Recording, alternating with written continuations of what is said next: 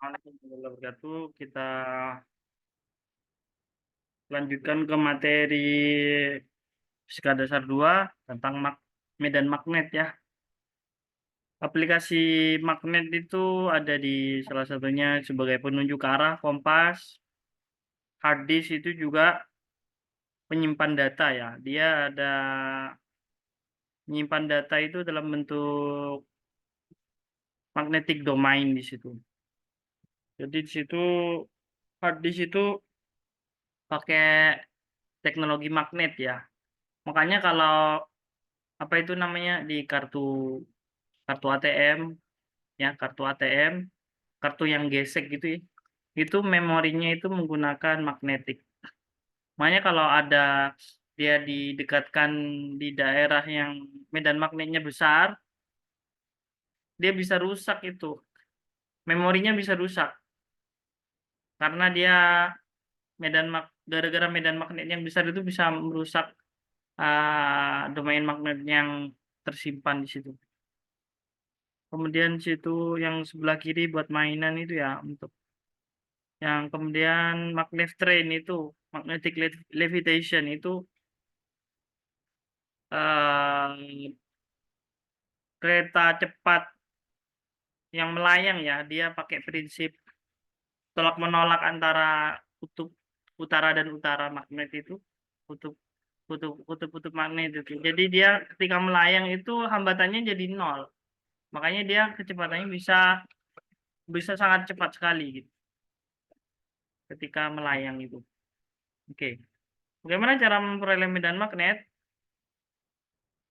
Cara memperoleh medan magnet kita bisa bisa kalau medan listrik itu kan bisa pakai muatan ya. Kalau ada muatan kita bisa punya medan listrik kan ya. Ada muatan tunggal kita bisa dapatkan medan listrik. Bagaimana kalau medan magnet? Apakah ada muatan magnet tunggal gitu, utara saja, selatan saja? Nah, di sini untuk kasus magnet itu tidak ada yang namanya monopol. Magnetic monopol itu belum ditemukan di alam.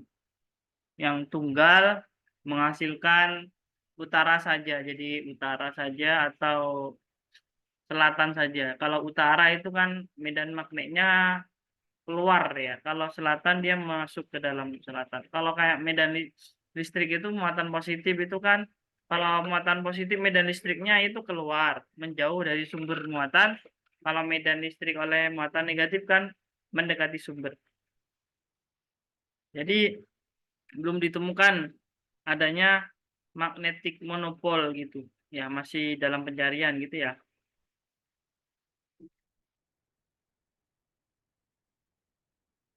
Kalau misalkan ini di sini monopol itu kutub utara gitu misalkan ya, dia keluar. Kalau kutub selatan itu dia eh, menuju sumber medan magnet. Ya, belum ada ini sebenarnya, tidak ada muatan magnetik seperti ini ya, belum ada. Yang ada dia selalu berpasang-pasangan.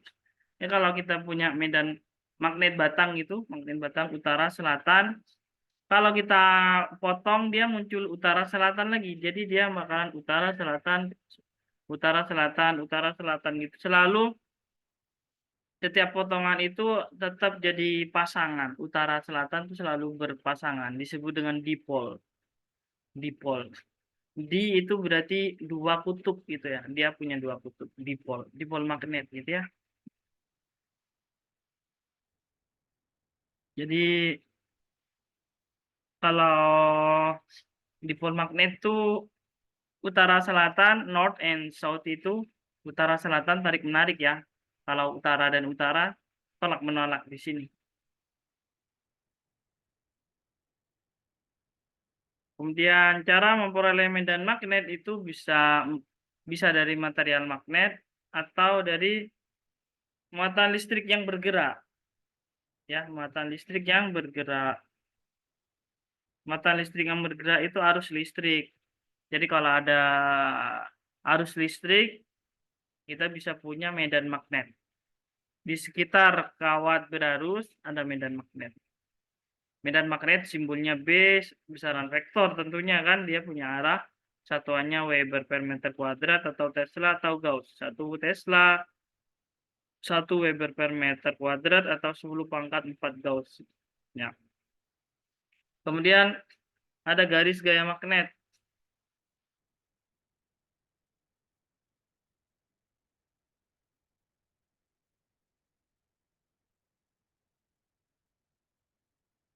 Garis gaya magnet dilukiskan keluar dari kutub utara dan masuk ke kutub selatan. Ya, jadi garis ini ada garisnya sih, keluar dari kutub utara masuk ke kutub selatan gitu ya. Kerapatan garis gaya persatuan luas di suatu titik menggambarkan kekuatan medan magnet di titik tersebut. Jadi semakin rapat, semakin kuat medan magnetnya berarti. Semakin kuat medan magnetnya. Kerapatan garis gaya terbesar dia mati di kutub magnet. Jadi semakin dekat dengan kutub magnet, semakin kuat medan magnetnya. Semakin jauh dari kutub magnet, medan magnetnya semakin lemah. Ya, mirip dengan muatan listrik ya. Kalau muatan listrik kan gitu juga. Kalau semakin dekat dengan sumber muatan, medan listriknya semakin besar. Kalau semakin jauh, medan listriknya semakin kecil.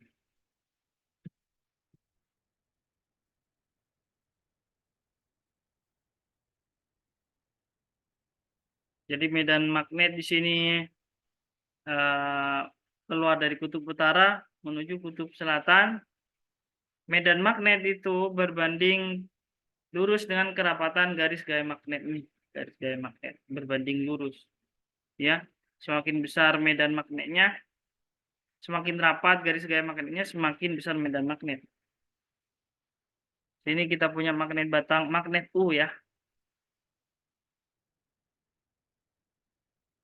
Kalau kita punya ada muatan yang bergerak dengan kecepatan V ya. Muatan yang bergerak dengan kecepatan V ini mengalami gaya magnet. Kalau muatannya diam, dia nggak bakalan mengalami gaya magnet. Jadi syaratnya muatan terkena gaya magnet kalau dia punya kecepatan dan di situ ada medan magnet, ada V, ada B, kemudian kecepatan dan medan magnetnya itu tegak lurus ya, tegak lurus, membentuk sudut lah, sudut yang tidak nol, sudutnya bukan 0 derajat atau bukan 180 derajat, sudut antara kecepatan dan medan magnet. Kalau kecepatan, kalau sejajar, gaya magnetnya 0. Kalau anti sejajar juga gaya magnetnya 0 ya. Ini kita pakai aturan vektor sebenarnya untuk mencari arah gaya magnet ya.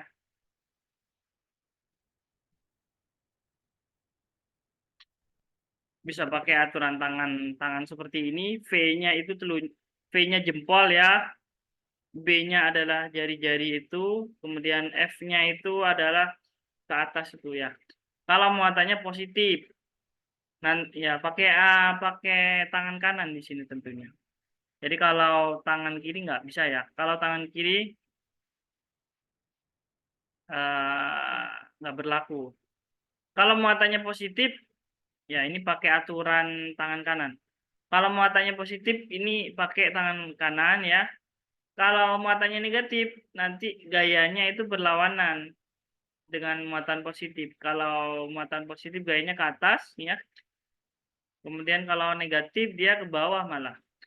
Nah, di sini kita punya rumusan gaya magnet untuk muatan F sama dengan Q V cross B ya.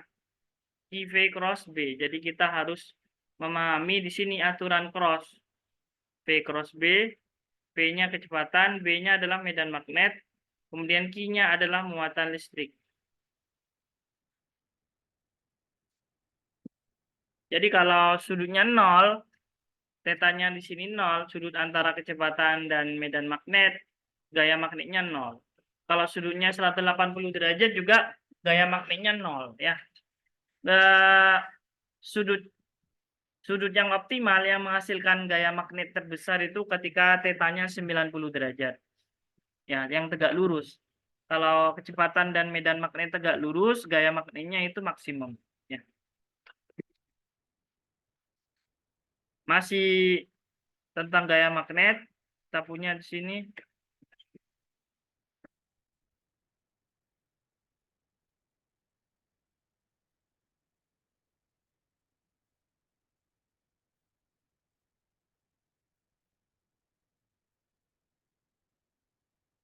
Jadi di sini V cross B pakai aturan cross di sini ya.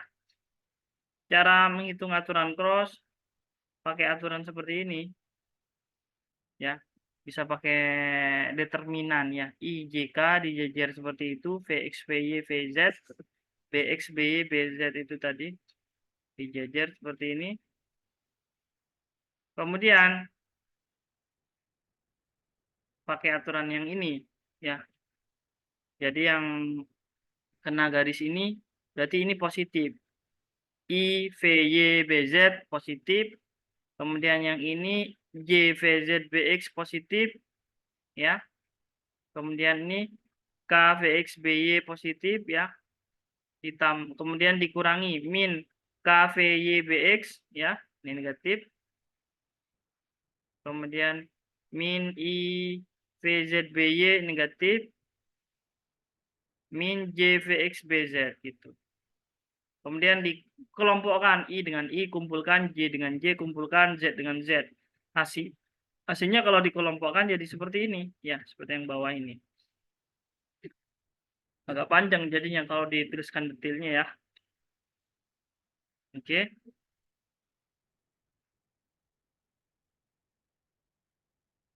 Misalkan saya punya elektron bergerak dengan kecepatan V 2 kali 10 pangkat 6 I plus 3 kali 10 pangkat 6 J meter per second. B-nya ada dua komponen I dan J di sini 0,03 ke arah sumbu X positif, min 0,15 ke arah sumbu Y negatif.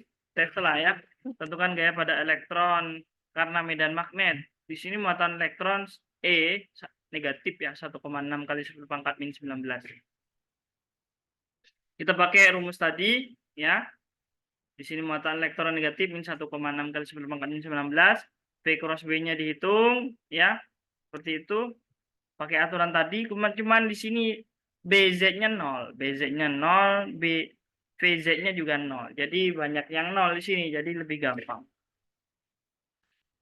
Nah, ini perlu dicoba sendiri. Ini perlu, kalau belajar fisika itu harus ditulis ulang nanti ini. Dicoba sendiri, dioret-oret sendiri ya. Bukan cuma sekedar dilihat saja. Oke. Nah, ini kalian dicoba sendiri, coba bahwa hasilnya 5,76 kali 10 pangkat min 14 Newton K atau Pi. Jadi arahnya ke sumbu Z positif. Besar dari gaya magnet, kalau kita punya V dan B-nya itu diketahui theta, ya Q VB sin theta, besar Q, bukan besar Q-nya nanti, ya besarnya aja, kita fokus kepada besarnya gaya magnetnya. Q besar Q kali besar V kali besar B sin theta gitu. Ini besarnya gaya magnetnya. Kalau tetanya 0, gaya magnetnya 0, tetanya 180 derajat juga gaya magnetnya 0. Jadi yang maksimum gaya magnetnya ketika sudutnya tegak lurus antara kecepatan dan medan magnet. Gerakan muatan dalam medan magnet yang seragam. Maksudnya yang seragam maksudnya medan magnetnya konstan ya. Medan magnetnya itu homogen. Bisa dia gerak lurus atau geraknya melingkar atau geraknya spiral. Ada 3 macam kemungkinan di sini. Kalau ada muatan positif atau negatif bergerak di medan magnet. Ya, kapan dia bergerak lurus? Tidak terpengaruh gaya magnet berarti kalau gerak lurus. Ketika gaya magnetnya 0 berarti.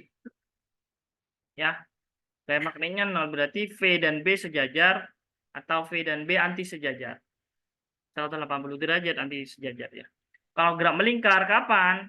Medan magnet muatannya bergerak melingkar kalau terkena medan magnet ketika kecepatannya tegak lurus, selalu tegak lurus dengan medan magnet. Dia bakalan gerak melingkar ya. Kapan gerak spiral? Ketika kecepatannya punya dua komponen. Ada komponen yang sejajar dengan medan magnet, ada komponen yang tegak lurus dengan medan magnet. Nah, nanti hasilnya itu geraknya spiral. Spiral bisa disebut helix juga ya, helix. Sini gerak lurus ya. Ini gerak lurus terjadi ketika medan magnetnya itu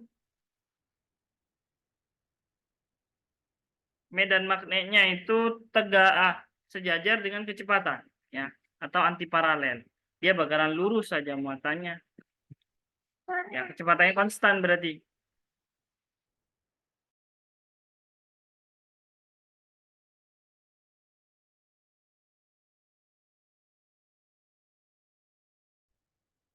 Kecepatan dan medan magnet searah atau berlawanan arah. Kalau searah sudutnya 0 derajat, kalau berlawanan 180 derajat, sama-sama 0, sin 0 derajat ya. Sin 180 derajat 0, makanya gaya magnetnya 0. Muatan bergerak lurus. Kemudian bergerak melingkar ketika kecepatannya tegak lurus dengan medan magnet. Sebagai contoh di sini medan magnetnya masuk. Kalau tanda silang itu tanda silang B cross, itu tanda silang berarti medan magnetnya masuk ya.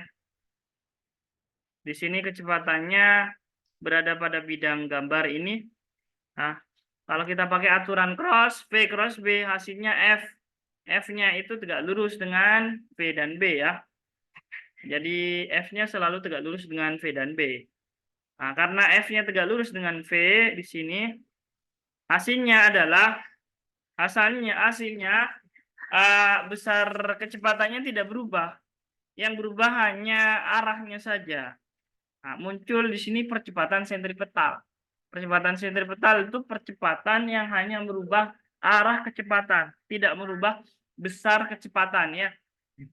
Jadi kita punya F-nya QVB, karena sudutnya kan 90 derajat, sin 90 derajat 1. Jadi QVB sama dengan MA sentripetal, MV kuadrat per R. Kita samakan QVB sama dengan MV kuadrat per R.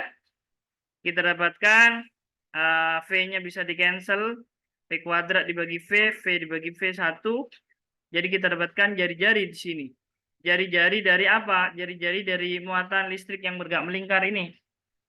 Jadi jari-jarinya bergantung pada massa, bergantung pada kecepatan, dan bergantung pada medan magnet. Dan muatan juga ya. Oke. Kita lanjut. Sekarang gerak spiral. Yang ini gerak spiral. Gerak spiral itu muncul ketika kecepatannya itu punya dua komponen. Komponen yang sejajar dengan medan magnet dan komponen yang tegak lurus dengan medan magnet. Komponen yang tegak lurus dengan medan magnet menghasilkan MA sentripetal tadi, ya, menghasilkan gerak melingkar. Komponen yang tegak lurus tuh, tapi komponen yang sejajar itu menghasilkan gerak lurus. Jadi, ya, V yang tegak lurus dengan B itu, V yang sejajar dengan B menghasilkan gerak lurus, V yang tegak lurus dengan B menghasilkan gerak melingkar. Kombinasi antara gerak lurus dengan gerak melingkar itu hasilnya adalah spiral ya, helix. Jadi sini kita bisa tuliskan arah vertikal itu konstan kecepatannya, arahnya juga V cos theta ya kalau dari sini. V cos theta kali T sama dengan Z gitu ya. Di sini misalkan arah Z ke atas ya. Kemudian yang melingkarnya berlaku MV kuadrat per R sama dengan QVB, tapi V-nya V yang tegak lurus ya. Jadi yang arah gitu. Jadi kita bisa dapatkan periode gerak melingkar juga.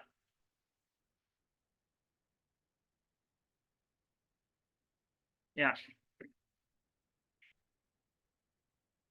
Kemudian gaya magnet bagian kedua adalah kalau kita punya kawat berarus. Kawat berarus terkena medan magnet, dia juga mengalami gaya magnet. Karena kan kawat berarus listrik itu terdiri dari muatan yang bergerak. muatan yang bergerak tadi terkena gaya magnet. Maka di sini arus listrik kawat berarus tuh bakalan terkena gaya magnet juga. QVB sin theta tadi kan untuk muatan yang bergerak dengan kecepatan V untuk sudut theta kecepatannya terhadap medan magnet. Kalau kita modifikasi FB delta Q di sini, kita kalikan delta T per delta T. Delta Q per delta T itu kan I. V kali delta T itu jadi L. Jadi kita punya medan gaya magnetnya ILB sin theta. Atau bisa dituliskan dalam bentuk cross product IL cross B ya. IL cross B. Kita tuliskan dalam bentuk vektor ya, IL cross B. Ini L itu panjang kawat, B medan magnet. Di sini L itu dianggap vektor dan arahnya itu searah dengan arah arus ya. Vektor L itu.